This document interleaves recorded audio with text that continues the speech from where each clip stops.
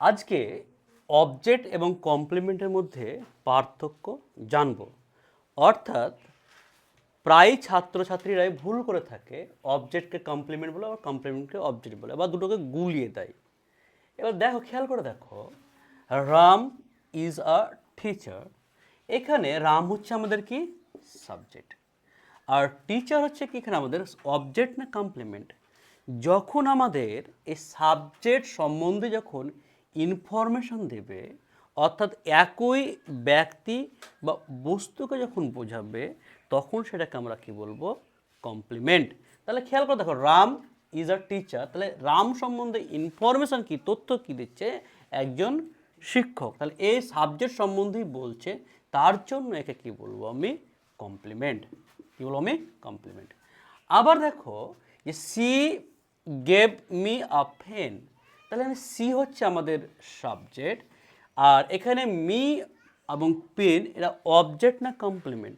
দেখো, C subject, me হচ্ছে অন্য একজন ব্যক্তি, আলাদা একটা পার্সনকে বোঝাচ্ছে, এবং যে পেনটাও দেখো অন্য একটা বস্তুকে বোঝাচ্ছে।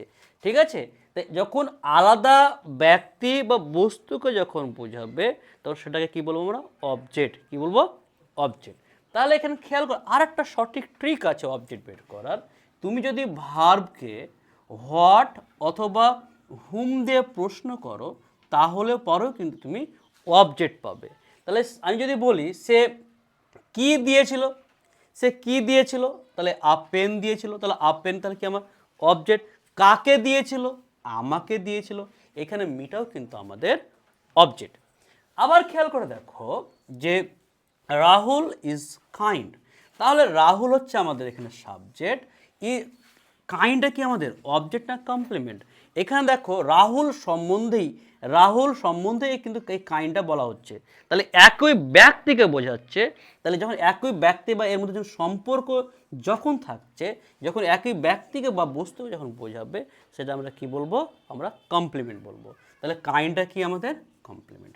আবার খেয়াল করে দেখো যে দে শোল্ড আ কার, তাহলে দে হচ্ছে আমাদের সাবজেক্ট, তাহলে আকার, তাহলে দে মানে তারা, দে মানে তারা, তাহলে কার হচ্ছে আলাদা একটা বস্তুকে বোঝাচ্ছে, আলাদা একটা জিনিসকে বোঝাচ্ছে, এর মধ্যে কোনো সম্পর্ক নেই, তার জন্য কি বলছি আমি, একে অবজেক্ট বলছি। আবার খেয়াল করে দেখো, সে কি বিক্রি করলো, সে কি বিক্রি করলো, তাহলে আ কার, অর্থাৎ একটা গাড়ি বিক্রি করলো, তো আমরা এটাকে কি বলবো, আমরা অবজেক্ট বলবো।